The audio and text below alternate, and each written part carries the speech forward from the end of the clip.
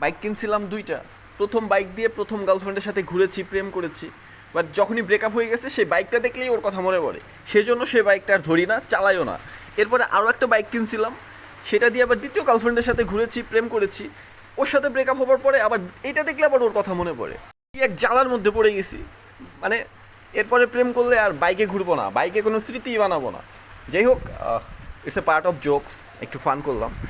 যাই হোক, এটা হচ্ছে সুজুকি জিক্সার এসএফ। আমার জীবনে প্রথম এই বাইকটা আমি চালাইছি এবং এটার সাথে আমি অনেক হ্যাপি। এটাতে আমি কোনো খুব বেশি প্রবলেম পাই নাই, ব্রেকিং সিস্টেম থেকে শুরু করে সব কিছুই ভালো ছিল অ্যান্ড খুব ভালো লাগছে। এবং এই বাইকটার সাথে আমার অনেক স্মৃতি আছে, যে স্মৃতিগুলো বাইকটা দেখলেই মনে পড়ে। অনেক জায়গায় ঘুরেছি এবং এটা দিয়ে অনেক ভিডিও বানাইছি। অ্যান্ড এইটা হচ্ছে বেশ কিছুদিন আগে নেওয়া, আমার দ্বিতীয় ছেলে বললেই চলে। এই দুইটাই হচ্ছে আমার কাছে আমার ছেলের মতো। লাইফে প্রথম যে বাইকটা চালানো হয়